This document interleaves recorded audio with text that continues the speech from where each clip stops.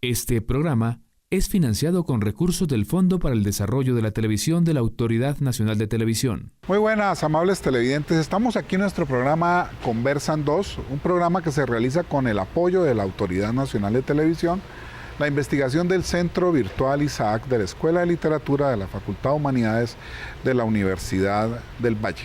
Hoy tenemos un invitado muy importante para esta región. Es el rector de la Universidad del Valle, un filósofo, historiador y administrador, experto en políticas públicas, Edgar Varela Barrios, con el que vamos a conversar de muchos temas aquí en Conversan 2. Estamos aquí, Conversan 2.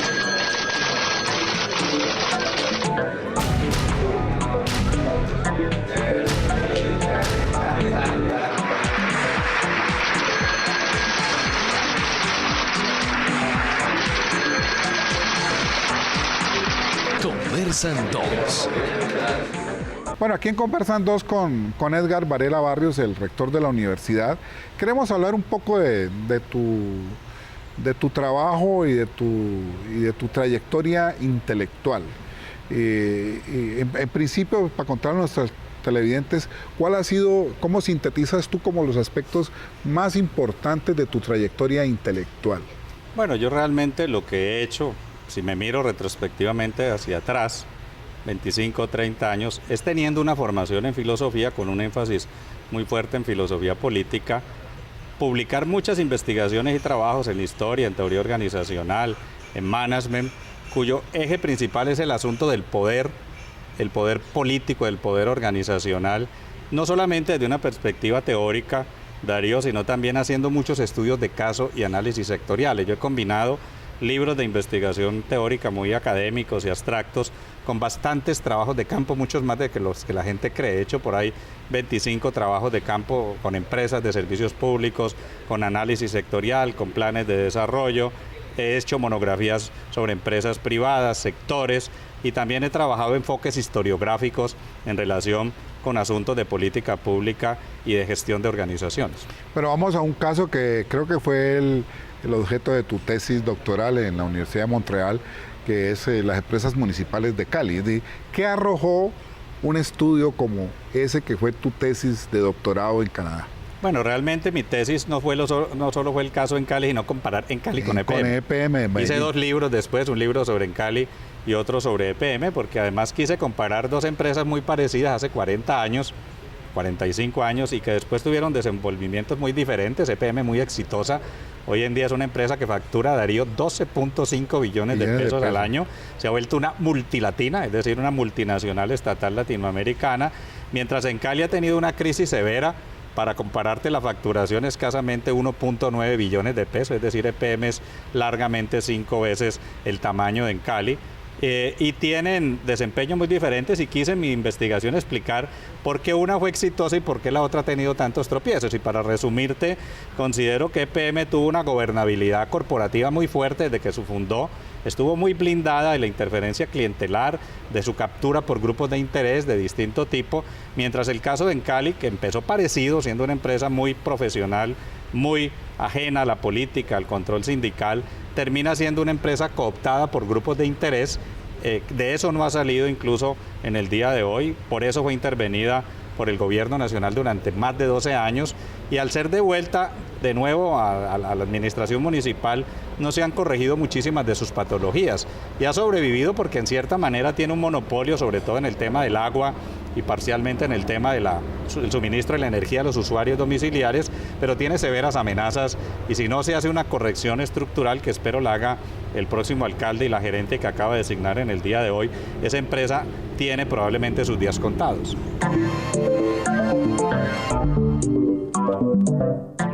Bueno, y eso que tú me estás diciendo me lleva a una pregunta que me parece central en esta relación universidad-sociedad, universidad-empresa, de la cual se ha hecho algunos avances, por supuesto, pero que quiero preguntarte es el papel que debe cumplir la academia en tantos asuntos en donde tenemos la experticia, la investigación y podemos decirle a los dirigentes gremiales, a los dirigentes del Estado, hombre, esto hay que hacerlo así, hombre, esto hay que hacerlo acá. Creo que para muchos problemas la Universidad del Valle ha advertido muchas veces lo que se debe hacer. Si hace lo contrario, entonces llegamos a donde hemos llegado en el tema del agua, en el tema del apetar, en movilidad. Aquí se han hecho muchos estudios.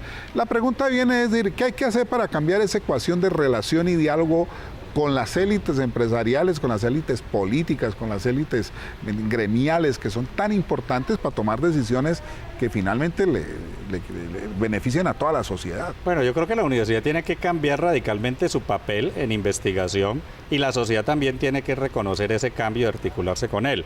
Javier Medina habla, profesor de mi facultad, de modo 1, modo 2 y modo 3 de investigación. El modo 1 es el modo tradicional, se investiga para publicar tesis, monografía, no tiene ningún impacto en la realidad. El modo 2 hay algún tipo de intervención, de consultoría, de apoyo a los problemas que se detectan en la sociedad. Y el modo 3 es un modo de lo que Orlando Falsborda llamaba investigación, acción, participación. Sí. Es un modo en el que la universidad estudia un problema, acompaña a una entidad cualquiera, para citar un ejemplo, a Metrocali para estudiar movilidad y a la Secretaría del Transporte, y luego está en el proceso de implementación de las políticas, hace seguimiento, monitoría y retroalimentación. Este último modo es muy importante porque en este último modo la universidad realmente se vuelve una protagonista del cambio y los académicos pueden actuar en tiempo real en la solución de problemas de la sociedad.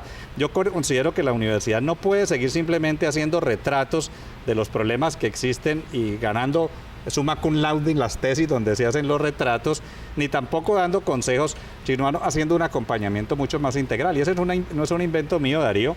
Hoy en día el nuevo modelo 3 de investigación es el que domina todos los grandes nodos de investigación articulados a las empresas y al Estado, que han sido virtuosos.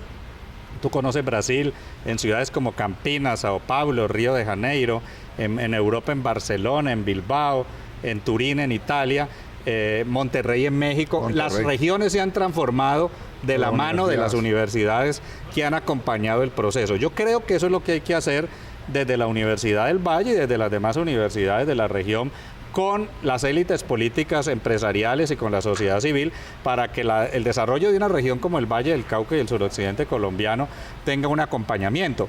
Tenemos una enorme ventaja que no había hace 10 años. Hay plata, que es regalías, que se pueden focalizar para que haya financiación para proyectos, para emprendimientos investigativos que impacten en la sociedad. Entonces yo sí creo que en esta etapa se tiene que dar un cambio muy grande de la manera como se investiga y del impacto de la investigación. Hoy en día se está midiendo la investigación, Darío, ya no tanto por cuántas veces lo citan a uno en una revista, toda esta bibliomanía de citaciones, sino por cuál es el impacto que una universidad que investiga tiene en relación con los problemas de la sociedad.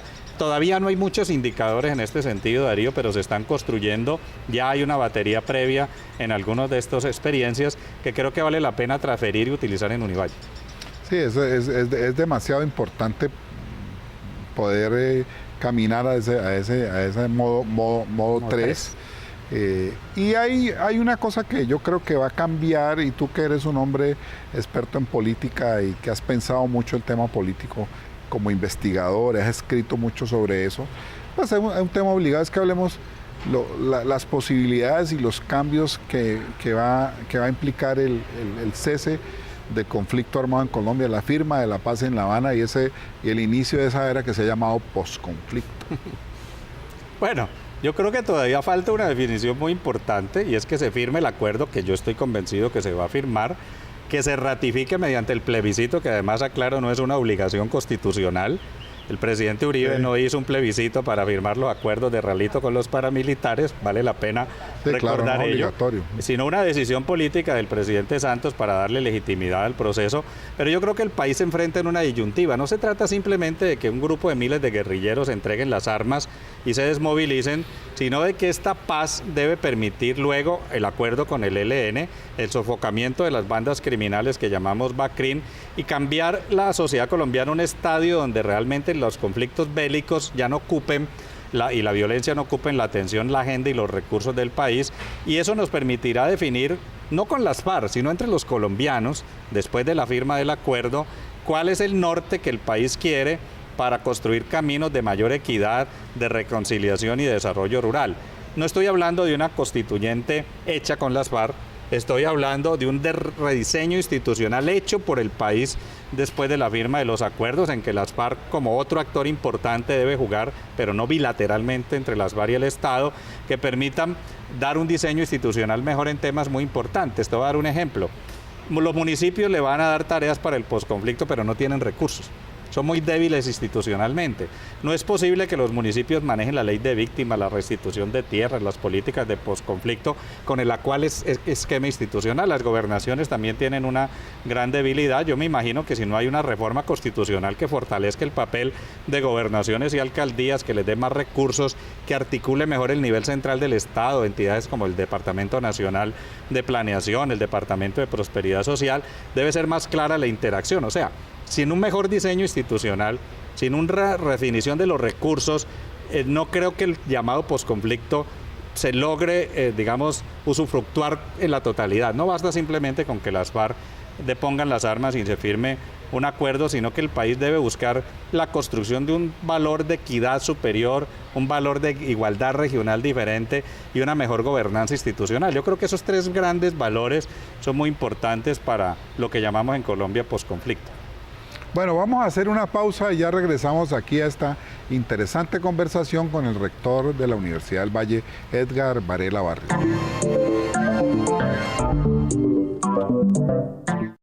Bueno, continuamos aquí en Conversan 2 con el rector de la Universidad del Valle, Edgar Varela Barrios.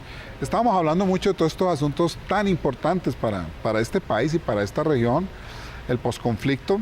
Y bueno, y por supuesto hay una dimensión, dijéramos, formativa de parte de la Universidad del Valle, ¿cierto?, que va a ser muy importante para el posconflicto y que quiero que nos hables un poco desde tu perspectiva como intelectual, como investigador, de lo que se viene en este campo.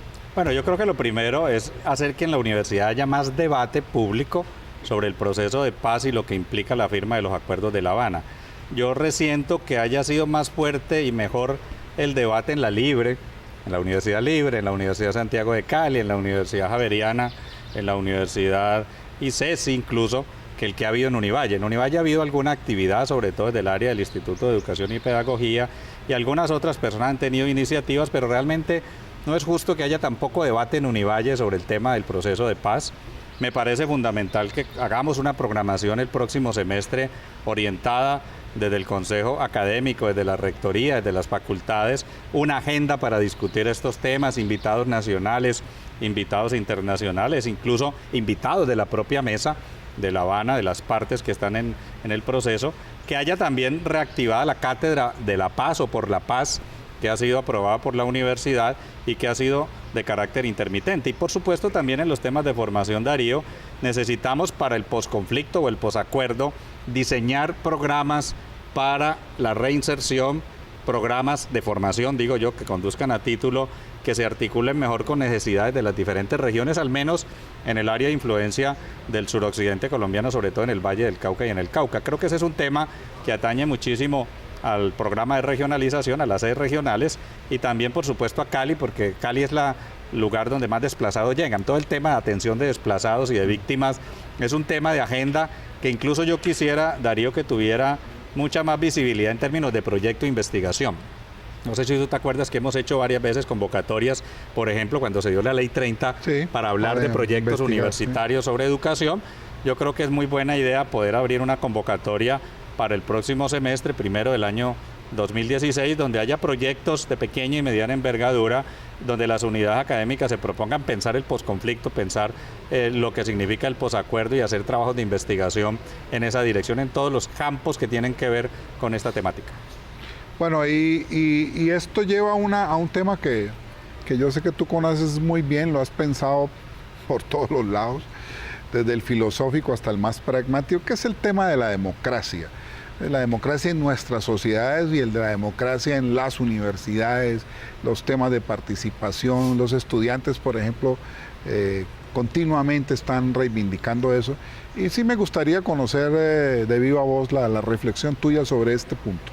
Bueno, voy al grano. Los estudiantes han pedido elección directa de rector, hubo un movimiento importante, más de 3.800 muchachos votaron por una papeleta que pedía esa elección directa. Yo no soy insensible a esa solicitud. Cuando hablé con un grupo de líderes estudiantiles hace poco, les dije, esa es solo una pieza pequeña de la democracia. La democracia es también cómo se van a elegir, por ejemplo, los directores de las sedes en las regionales, que es un mecanismo no claro, que debe ser participativo. Y también democracia es la participación en los grandes asuntos de la vida universitaria, en temas académicos, de bienestar, en temas de la gestión de la universidad, donde usualmente los estudiantes no tienen suficiente representación. Así que yo les decía, está bien discutir el tema de elección de rector, yo sobre eso tengo mi propia posición que te la anticipo.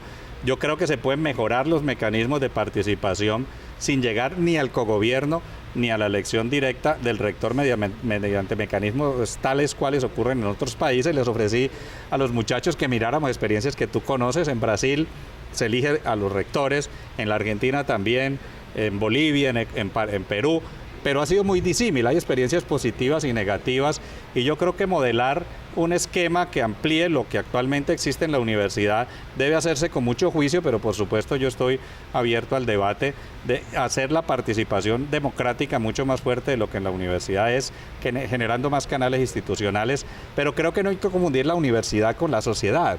Yo creo que el esquema político de elegir un alcalde o un gobernador o al presidente o a los concejales no es el mismo. La universidad no es un cuerpo político de la misma naturaleza que un municipio o que un departamento, tiene otras lógicas. El saber y la meritocracia entran. Uno no podría colocar en pie de igualdad en términos de decisión democrática la gestión académica entre estudiantes y profesores cuando el cuerpo profesoral tiene un nivel de formación muy superior, por supuesto, por edad y por todo el tema de las credenciales que los estudiantes. Los estudiantes están aprendiendo y los profesores, por así decirlo, comillas, ya saben. En muchas partes los votos ponderados, como y el caso brasilero. Hay modelos diferentes que, por supuesto, yo considero que los debemos estudiar y discutir, pero lo importante es que cualquier mecanismo garantice una gobernabilidad mejor y garantice estabilidad institucional, porque si uno da un salto al vacío y lo que logra es menos gobernabilidad y más inestabilidad, es más caro el precio que se paga que las cosas que se han colocado en este tema de mayor participación. Así que yo creo que este es un asunto que debe ser muy cuidadosamente discutido. Por supuesto, será una agenda que inevitablemente se abrirá para el año 2016. Vi que la organización profesoral tiene unos foros y que los estudiantes también han dimensionado otros, y por supuesto debemos participar en ese debate, ir con argumentos, mirar experiencias como hacemos los académicos, documentar hasta donde sea posible científicamente qué es lo mejor y tomar una decisión ponderada que en el marco de la institucionalidad colombiana tenemos ley 30 y tenemos un marco constitucional que no nos podemos saltar pese a la autonomía, le dé un mayor fortalecimiento a la democratización de la vida universitaria. Yo en principio estoy de acuerdo con el reclamo estudiantil de más democracia y más participación, más interacción del estudiantado en los asuntos. Creo también, por ejemplo, que los empleados y trabajadores de nuestra universidad tampoco tienen mucha voz en estos asuntos de la dirección universitaria. Para citarte un ejemplo, en la Universidad de Antioquia la consulta es multiestamentaria e igual lo acaban de pactar en la Universidad Industrial de Santander con un voto ponderado. Bueno, hay un tema que es fundamental para la salud de los caleños y de los vallecaucanos, que es el Hospital Universitario del Valle, que nació prácticamente con la Universidad del Valle, que la Universidad del Valle ha sido una columna vertebral para él, está en muchas dificultades, y bueno, quiero que le contemos a nuestros televidentes qué es lo que se puede hacer desde la Universidad del Valle para mantener ese hospital tan importante como un hospital universitario. Bueno, yo creo que lo primero ya se hizo, es que la lucha estudiantil, sindical, profesoral, logró que el hospital no fuera cerrado. Había probablemente una gran amenaza de cierre hace algunos meses. Este paro tan prolongado, que lo estamos recuperando ahora, sirvió para que se prendieran las alertas, se viniera el ministro de Salud aquí a Cali, se hiciera una mesa de trabajo, interviniera la gobernación, la propia junta directiva del hospital universitario y otros actores, y se configurara una primera etapa de un plan de salvamento que ha dado algunos recursos para que coyunturalmente, Darío, el hospital pueda terminar al 31 de diciembre con dinero para poder pagarle a los empleados y para poder operar en su funcionamiento. El futuro del hospital es difícil, porque la ley 100 es una ley muy complicada, en donde, para que los televidentes lo sepan, se hace un servicio y se factura y luego meses después se paga. Ningún negocio funciona así. Incluso hay muchos negocios que uno tiene primero que pagar y después recibe el servicio. En la educación uno primero paga la matrícula y después le enseñan. No es al revés, no primero le enseñan y después se paga la matrícula, pero los hospitales tienen ese mal modelo que la ley 100 ha implantado, que estructuralmente el país tendrá que resolver más temprano que tarde. Hay una apuesta muy buena que hicieron profesores y expertos hace unos 5 años y que ha sido revivida ahora, y es la ley de hospitales universitarios públicos, que en cierta manera genera una nueva regulación diferente a la ley 100 y le da más protección financiera y mejor desempeño organizacional a los hospitales universitarios. Esos son temas más estructurales. En lo coyuntural te cuento, Darío, desde que llegué a la rectoría hace unos días, armé una mesa de trabajo con los líderes estudiantiles de toda la universidad, con la administración del hospital, en donde hay profesores, empezando por Jairo Corchuelo, su director, por varios de los directores científicos y los gerentes, son profesores de planta de la universidad, con doctorado en salud pública que conocen bastante el tema, y con una comisión del Consejo Académico que incluye algunos de los representantes profesorales, y hemos estado trabajando en 3 talleres, ya llevamos 2, el viernes hacemos el siguiente, que nos van a ayudar a identificar un plan de acción en términos organizacionales, administrativos, financieros, de los servicios, buscando que facultades como administración, salud, ingenierías, los propios estudiantes que han trabajado en mesas temáticas, pues encontremos soluciones que le ayuden a la gerencia del hospital a construir una hoja de ruta de corto plazo, para que en el semestre enero-junio, digamos, el hospital pueda mantenerse abierto, pueda funcionar y pueda, pese a la ley 100, tener la capacidad de formar a nuestros estudiantes, y eso es muy crítico porque yo tengo muy claro que si el hospital se vuelve a cerrar es casi automático que la universidad vuelva a entrar en paro estudiantil, y es algo que no podemos permitir porque la universidad tiene un capital muy preciado, Darío, que este semestre se afectó mucho, y es que hagamos los semestres y los cumplamos. Te cuento un caso: Serpilo Paga Talentos, que es el programa de Univalle. Una parte importante de los papás de los muchachos dijeron: a Univalle no matriculamos los muchachos porque ahí no se terminan los semestres. Y hemos tenido que hacer un trabajo muy fuerte de persuasión, porque un semestre alterado, a veces los estudiantes no son conscientes de ello, pues afecta mucho la imagen y la credibilidad de que ahí sí se puede estudiar y terminar una carrera en 10 semestres, y ese es un valor que la universidad ha mantenido desde la crisis de 1998. Nunca antes había habido una interrupción tan larga de un semestre, pero es por supuesto por un factor externo a la Universidad del Valle, que es todo este tema de la crisis del hospital. Entonces, estamos en la voluntad, los directivos de la universidad, la comunidad académica, estudiantes y profesores, de contribuir al salvamento del hospital, pero hay temas muy estructurales que no son del resorte de la universidad, son de la política pública del gobierno nacional. Juega un papel muy importante las alcaldías. No sé si sabes que hay nivel 1 y nivel 2, y muchas alcaldías, en vez de atender a esos pacientes, nos los mandan para Cali.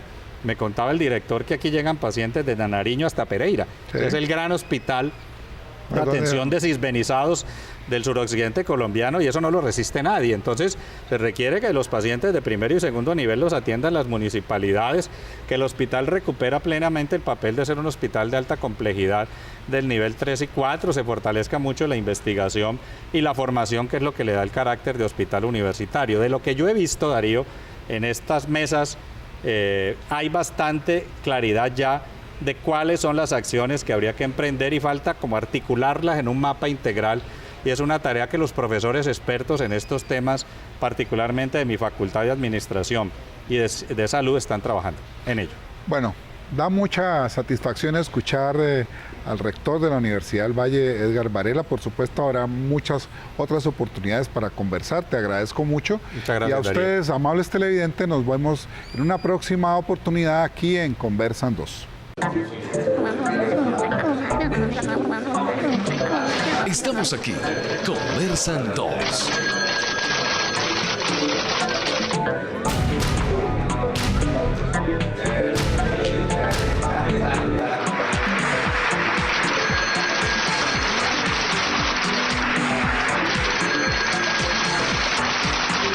Conversan 2.